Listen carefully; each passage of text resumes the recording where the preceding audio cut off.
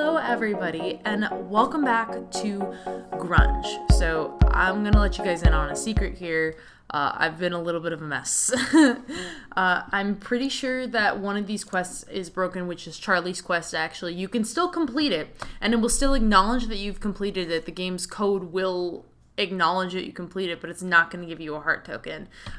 So I know that right off of the bat, you're not going to be while you can complete Charlie's quest, you're not going to be able to earn a heart from that quest. So that is unfortunate. Like I said, I think I've mentioned this before, but when it comes to this game, I've largely finished kind of updating it. I don't have necessarily like a lot of things that I've left to do or really like an interest in uploading a lot of patches. The purpose of kind of these videos and these walkthroughs, which are basically to let you guys know how to get the romantic ending, how to get the best ending. As I've mentioned before in the previous episode, there's no kind of perfection. There's no kind of like, oh, perfect achievement, you got all the quests kind of situation going on. But I do want to be sure that you guys get the best romantic ending. But just right off the bat, I know for this episode that the heart that you were supposed to earn with Charlie, it is not working. But there is a little surprise at the end of the story that is still going to work with Charlie. So that is good. But I know that there are other things that are working. I at first was freaking out because I was like, oh, I don't think that DeAndre's quest was working. DeAndre's quest is working. I just, I turned him down and that's why it stopped working. So DeAndre's quest is essentially, he's in the library right before you do your tryouts. So right now we're in the section where there's characters, where Sari is doing the dance tryouts, and DeAndre is basically really upset because he wants to, he's really tired of reading boring books that don't reflect really him. So he wants to advocate with your homeroom teacher that he wants to read more diverse books, like classics, and actually incorporate them into the classroom. So that essentially is what he's doing. So you can go around and you can find 3 books. There's 2 of them in the library. There's one which is going to appear in the schoolyard. Mr. Hines, get out of my goddamn way. Okay, and then this is DeAndre, and so we can go talk to him. So essentially, he'll thank you, and you earn a heart token from that interaction. Now there is interesting, this isn't a quest, but you guys might notice that there are kind of like interesting little stories, and I think I mentioned this in the last episode, but there are interesting little stories and kind of little events that you can sit in on with some of the characters. So one of these is with Ale and Ed. Ed, I think I've mentioned this before, he is also slightly dyslexic and he cannot read, and this is largely just a result of the ineptitude of the adults in his life, failure to take care of him and kind of acknowledge that he had a problem. So he really does struggle with reading and literacy in general. And so Ale has to spend time essentially with him after school, like teaching him how to read and helping him get to be more comfortable with reading. So this is a cute kind of little scene where Ale is sitting there and he's helping him. The thermometer takes a long time to adjust to the temperature. It's okay. Take your time. That was good. My stutter gets worse when I read out loud. You're fine. Let's go over the next line. Take your time, Eddie. In the summers, the house gets unbearably hot. I need a break. So kind of this experience with Ed actually was sort of informed by my own when I was a kid. I was a stutterer when I read. I very much imagine Ed to be kind of in the same position. Ed just never really had anybody kind of intervene. He was the youngest child of a group of parents that are pretty much like they were done having kids, and then Ed was this magical thing that kind of just popped up in their lives, and much to their chagrin. So Ed's just kind of been tossed by the wayside. He'll talk about it more kind of in the series as well. But essentially, sure, you'd be done by your homework by now if you weren't helping me. I finished my homework during class today. I'm just looking at what you have to do for class. Looks like you just have to do this study guide for English, right? Yeah, but I'm never going to get it done. What's the point? You'll get it done. I'm here to help you. You ready to try again? Oh, God. No, DeAndre, get out of the way. Okay, there we go. Guys, I'm not kidding. I think that one of the other common bugs that I've mentioned in the past is that there are characters that will get in each other's way. And unfortunately, there's nothing that I can really do about that sans like massive programming undertaking, which I don't have the time nor the interest in doing right now for a free game. Sometimes you literally just have to sit there and wait it out. They will move. Other times it will break the game, and I'll tell you what sections it will break the game in. But this is not one of those times. You'll get it done. I'm here to help you. You ready to try again? Okay. All right, so we were on this paragraph. Spending time in the shade helps a lot. Wow, listen to that stutter. What's up, special ed?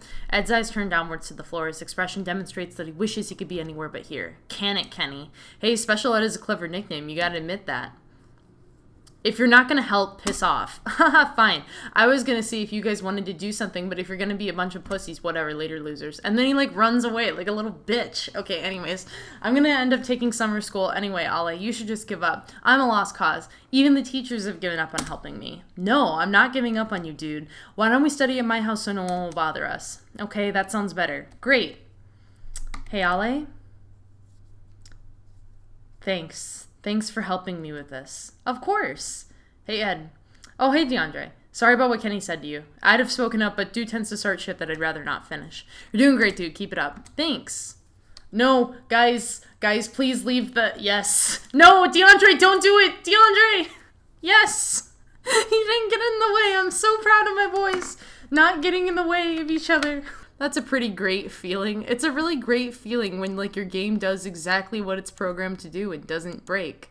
So here we are on the next section. So once again, these guys are planning for the anime festival that's coming up. So they're going around and they're talking about ideas. And essentially what happens is that they're arguing about subs versus dubs, which is such a nerd thing to argue over. But Sasha basically is unwilling to compromise, and she says that dubs are just trash. Remember that this is like back in the early 90s. So like if there are dubs of anime, if there are kind of subs, if there's anything like that, it's largely like underground. This is early 90s. Like I'm talking pre-Sailor Moon. Sailor Moon I don't think hit the US until maybe like mid 90s.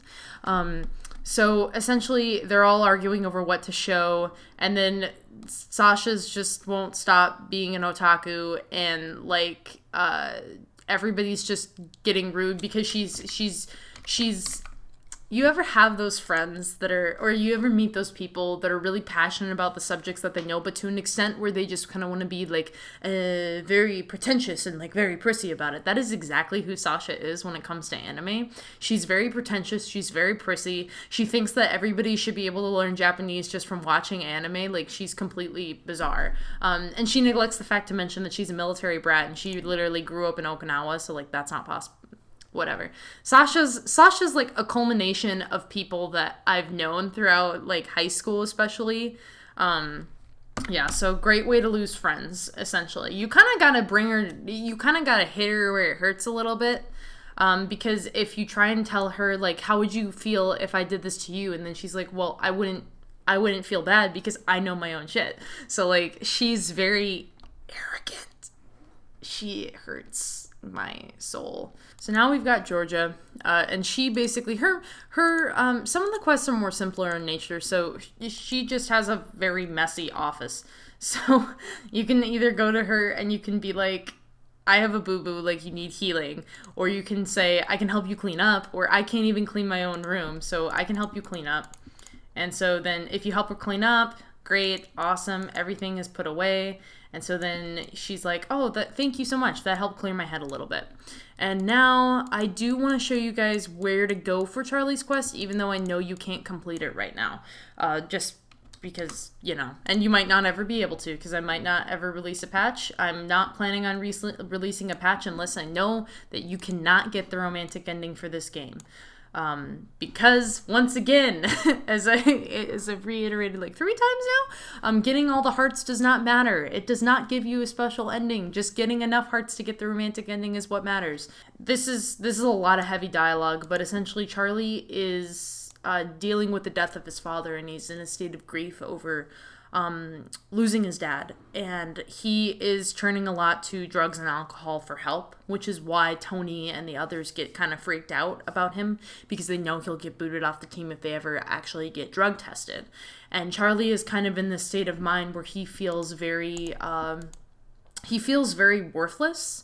He thinks that he's just easily replaceable. And he thinks that because, well, he really thinks that he is responsible for his father's death because he's the reason why he asked his dad to skip his doctor's appointment that essentially had the test that would have determined earlier whether or not he had cancer.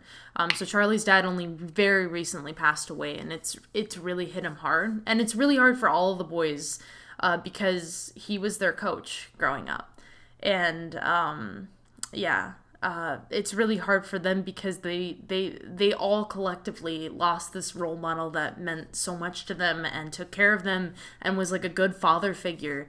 And so they're all really struggling.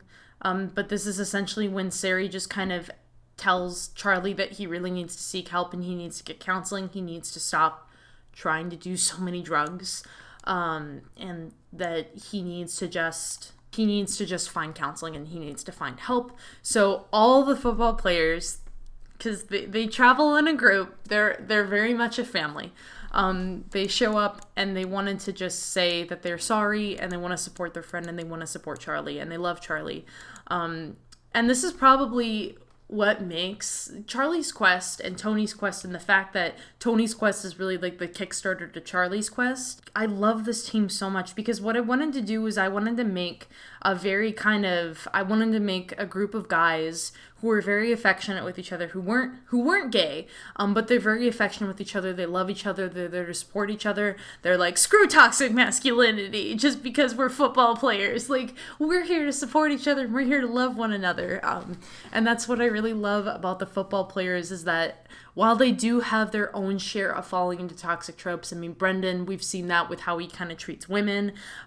We've seen that with, we'll see that in some other situations. Like, they're not perfect, but I think that they're honestly, I really love them. I really love that they try hard to be better people, even though they don't, especially Tony. Tony is my child, and I love Tony with my whole heart and soul.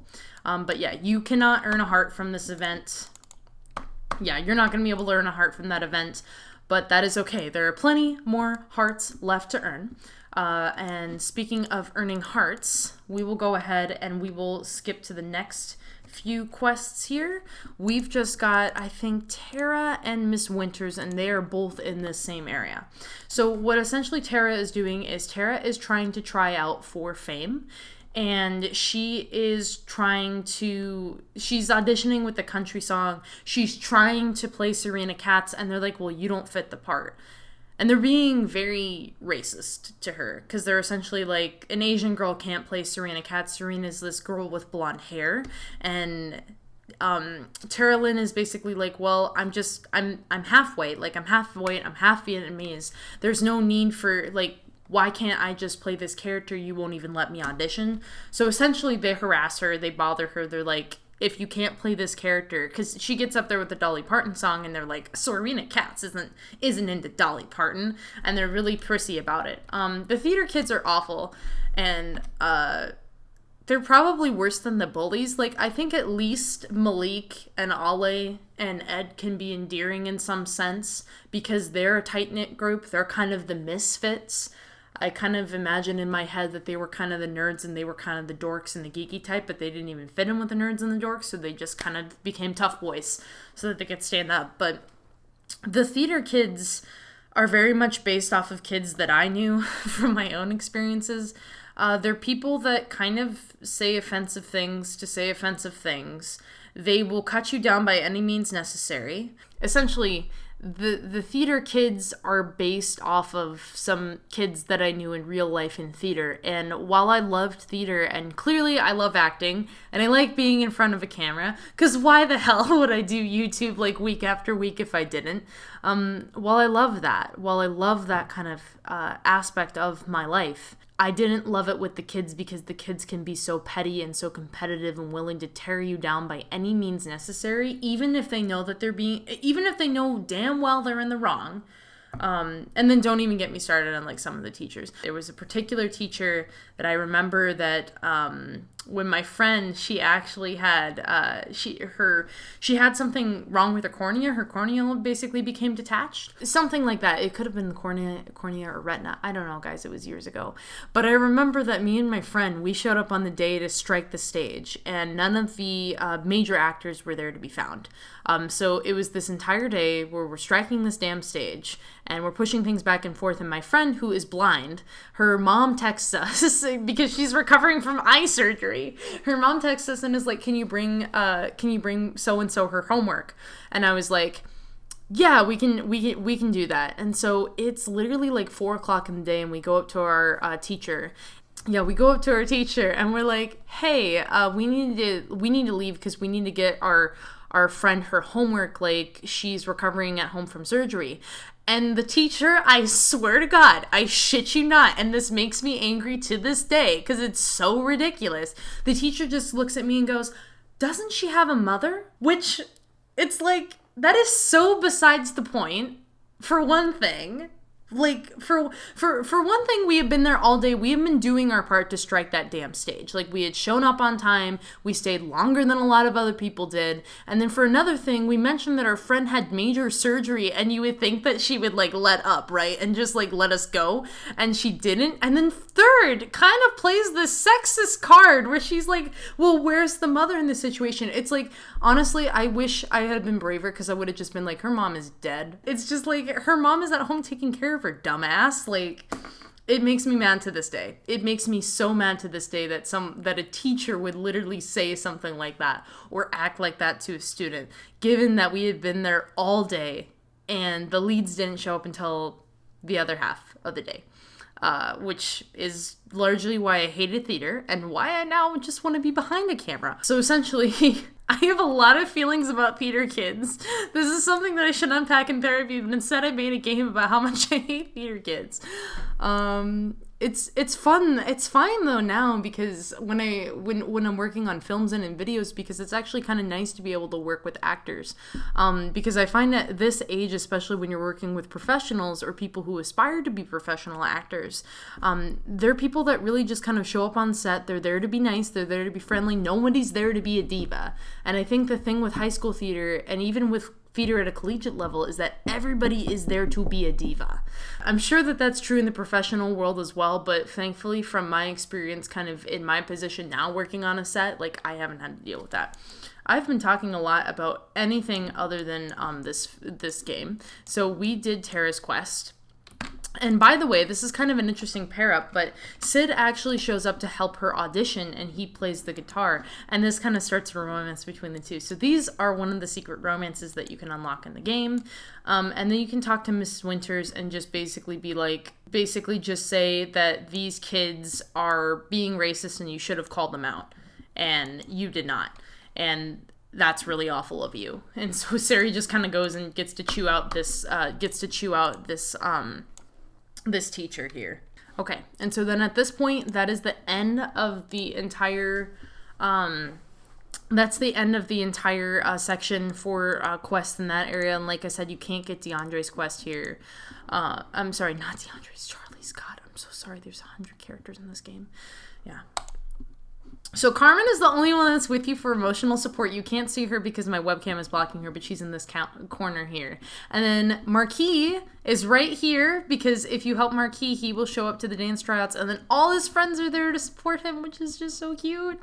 They're all there to be helpful.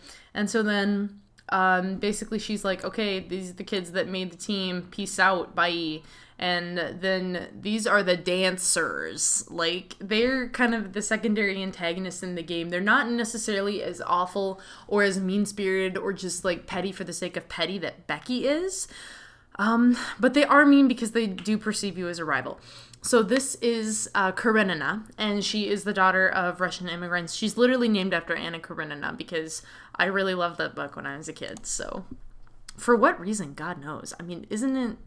It's like about a woman that cheats on her husband, and it's about a woman that's kind of trapped in a marriage, so that's really dark, like 15-year-old me.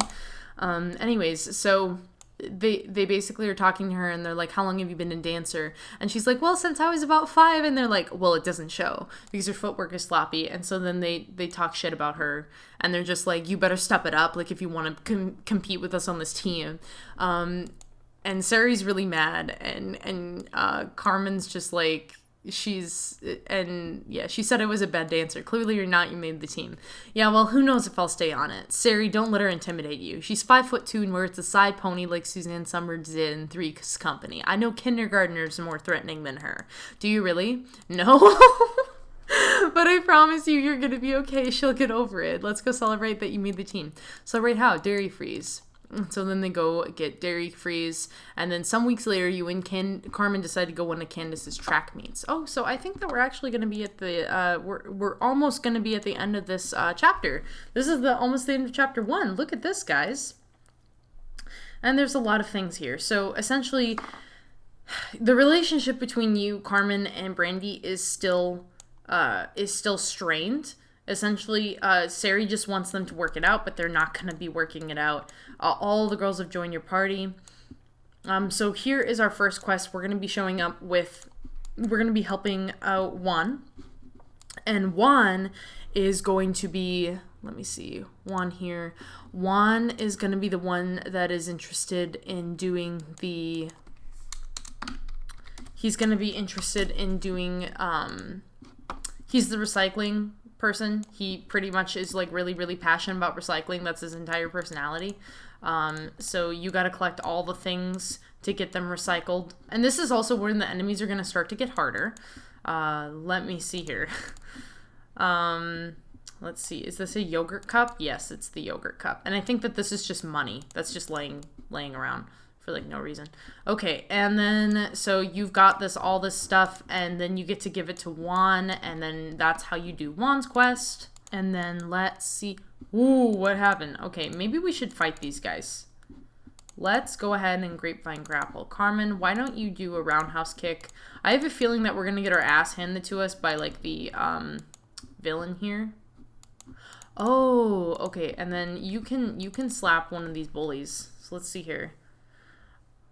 Ooh, I forgot that Serafina's grapevine grapple will hurt a ton of people. It's actually a really powerful attack. Oh my god. Okay. I did not anticipate. Yeah, so now we've leveled up. That's excellent. Yeah, so they're here tonight. They're working the meat. Super tough bullies emerged. So I think these guys are going to be even harder to beat here. You can use kill them with kindness. You can bitch slap. Watch me die like right here, guys. Watch it happen. No, I'm no Superman. Now let me take a look here and see what else that we're gonna do. We are going to do Michael's quest. Yeah, so Michael. So basically, Michael is, Candace isn't standing in the place that she's supposed to be standing in because something broke there. But essentially, Michael finally asks Candace out. And so he asks Candace out, and then he's, like, really excited because it finally worked. And, Michael's like, Candace is the girl of my dreams, and blah, blah, blah. And then that's how you essentially get his heart. And then if you talk to Candace, she's going to be really, really excited that you helped her out. She's here. This is her track meet that you're going to, by the way. So, yeah. So that's kind of that section. Nothing that you can do with these two here, but we did Michael's quest. Let's go talk to Craig, who is Angry Goth Boy. Let's go talk to Angry Goth Boy. Angry Goth Boy, I think, has things to say. So he is reading really bad poetry, and everybody is kind of like, your poetry sucks, dude, and we should... And you use constructive criticism essentially to help him out. You just basically say, like, hey, I don't like the word choice that you use there, which is like, it's funny, but you have to kind of read it. Lapis's quest. Where's Lapis? Oh, Lapis. Oh no, I forgot about Lapis's quest. We're gonna hold off on her because she's kind of a pain in the ass and she kind of like talks in circles around you and makes you feel bad about yourself. Hey Sari. Okay, and so then he is dating, so remember when I said all those years ago that we need to return to Brendan to get his heart token? That's when you go back to Brendan to get his heart token. You talk to him here at this event, and then you will get his heart token. This is also, so he essentially is dating somebody new, and he's really learned about the powers of respecting women, which is great. And then he is actually dating Jada, who's kind of one of the goth girls. And she's feeling really insecure because she's different than other girls that Brendan's dated. Like, she's not super posh. She's not super, like, over the top, like, into girly things. And so she's worried about kind of how she presents herself and the fact that his friends don't really seem to like her just because they think she's weird because she's goth.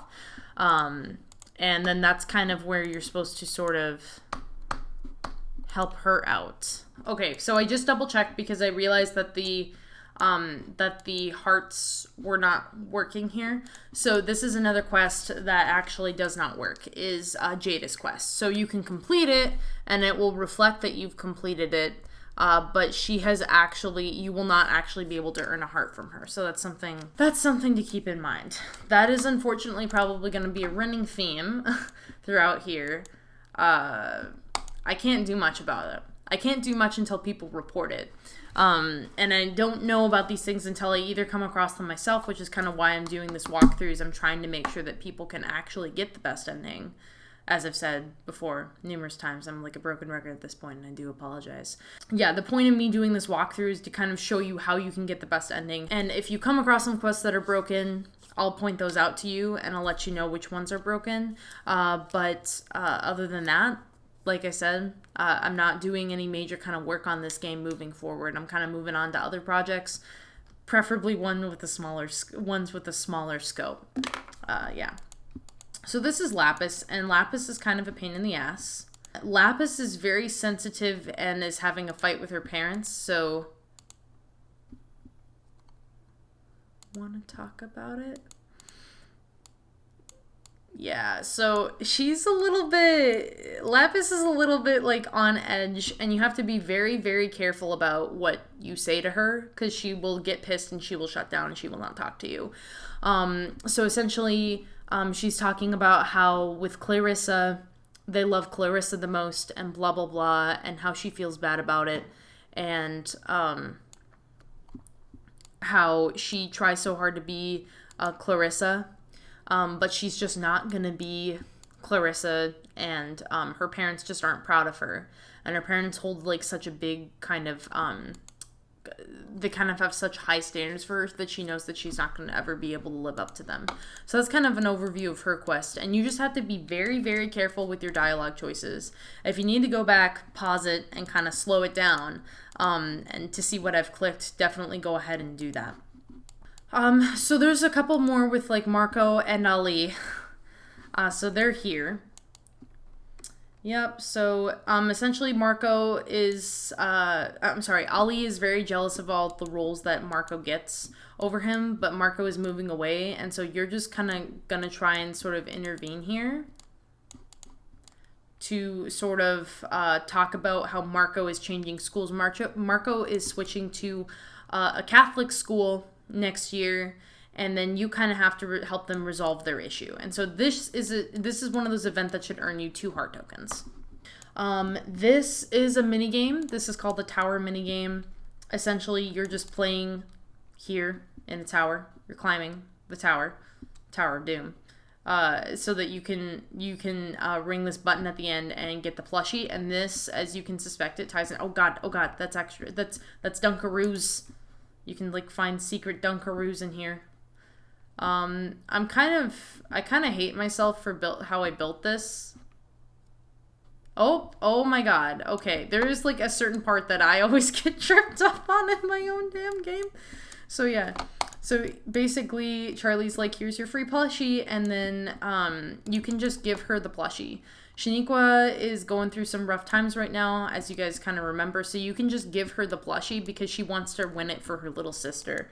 And I guess the school mascot is a platypus, so there's that. That's another thing. Platypuses are fun. Okay, so then that's how you do Shaniqua's quest. And then this is another quest that you're not going to earn until later on in the game, but this is Ollie's quest. So if you go here, Kenny is basically bullying Ollie and is holding like a bag of cotton candy above his head. And Kenny is just being a douche, and Ed's like, you better knock it off or I'm going to beat the shit out of you. Kenny won't knock it off, so Ed is basically going to fight him. And then Ollie gets mad about this, actually, because he's like, I'm tired of everybody always treating me like I'm a freaking baby. I'm not a baby. I'm not a child.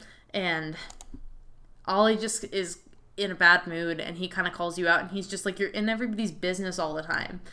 He gets really mad with you. And Ollie is just feeling really insecure because he's very, very short. He's only about 5'3". I think he doesn't really gain much past 5'5". But this is kind of the start of his quest. And Ed just basically says that, if anybody ever tries to hurt Ollie again or bother Ollie again, I will kill them. Which is completely normal. So yeah, we did our tower mini game.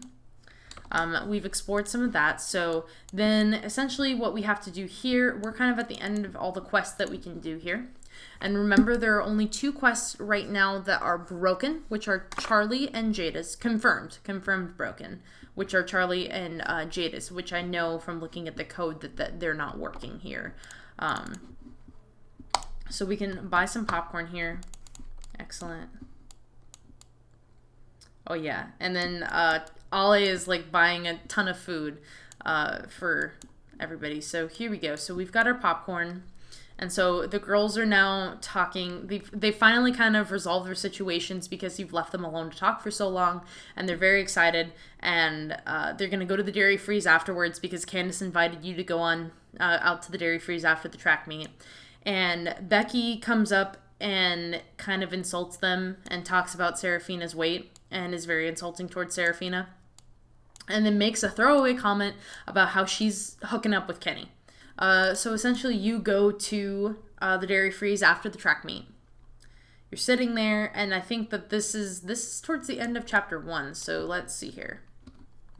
So at the end of chapter 1, you should have around 31 hearts, give or take. We're in what is essentially the climax of chapter 1 of their freshman year of school here. So they're talking, and Carmen is upset about what Becky said, and she admits to it. And Carmen also kind of expresses frustration at the fact that Sari and Kenny don't get along, so she can't ever have them in the same place. And Sari is just kind of like, Sari just kind of gets to this point where she's just like, why are you dating somebody that you can't even trust? Why are you dating somebody that, like, is bad with your friends? And Carmen essentially is just like, I don't think you have any idea, like, how lonely I used to be before we became friends and before all of this kind of happened. I didn't have anybody other than Kenny. And he was just some guy that she essentially just started dating because she didn't want to be alone all the time. Yeah. So basically Sari says you don't have to be in a relationship with somebody that makes you unhappy. You can find a relationship with somebody who actually loves you and cares about you and is going to respect you. And please don't feel like you need to be in that relationship. Kenny comes in, he starts a fight. All of you essentially get involved. This is the first time when you guys are going to team up together, and this is the first major boss battle. And I was a dumbass, and I decided not to heal or buy any kind of healing items. So you know what? We are going to give it all our all. We're going to take down Kenny Jones. I hope. I pray. Watch me get my ass kicked. Okay. Oh my god. Is Brandy going to slap him to death? Oh, now he just escalates. Oh my god, Candace! Candace comes in! I love Candace. I love her. She's the healer, but she actually has quite a few ass-kicking moves, which I really appreciate.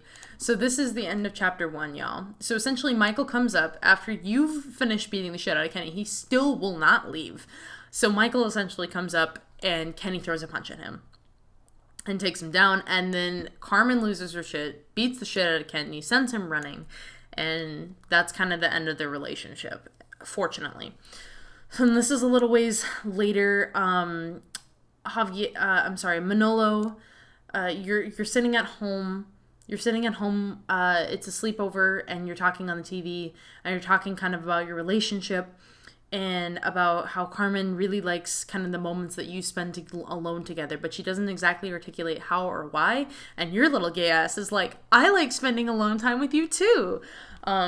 So they just kind of get together and watch movies because they're cute kids. And so this brings us to chapter 2. And I'm actually going to bring this episode to a close, but I do apologize for the quests that aren't working. We're going to do our best to get to the romantic ending if we can. If I have to do a patch, then I have to do a patch. But otherwise, this is still useful. I feel like these videos are still useful in the fact that they're going to show you exactly where you need to go when these quests are actually happening, and you can actually refer back to that. So I really hope that this has been an informative walkthrough for you. I hope that you've been enjoying. It seems like you guys have been really enjoying these playthroughs, which I was kind of surprised by. Grunge has done relatively well for like a first game. It's the first major game that I've ever made.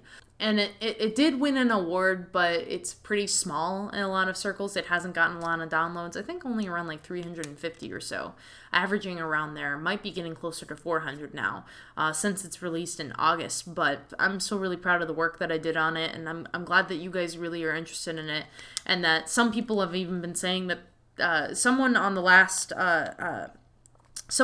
YouTube video, and I forget her name. I do apologize. I believe it is Millie Howard. I could be wrong, but I always read her comments. I read everybody's comments unless you're a troll, but like, unless you're trolling me. But like, she mentioned how she had never played or seen the game before, like an RPG game that tried to touch on so many different issues, and that's, I mean, Grunge, I've said it before, kind of feels like a walking sort of PSA. There's a lot of things that it just feels very after school special, but I feel like that's a part of the campiness of it and the fun of it. And I wanted to make a game that wasn't necessarily about, it didn't have to necessarily be about fighting people, but about finding an emotional connection with people. It's very kind of modeled after Bully in that sense, in that Bully is about, yeah, being a jerk and like using violence to kind of get your way, but it is also about the emotional connections and sort of what it takes to be a better man. So I'm really glad that there are people that have been enjoying this series, despite its brokenness, despite my frustration, and despite the random tangents that I go on. Such as now. This has been going on for way too long, so I do apologize. Thank you all so much for watching. If you like this video, please leave a like, and consider subscribing to the channel. And if you do decide to subscribe to the channel, do hit the notifications bell, so you can get updates on when I upload future episodes.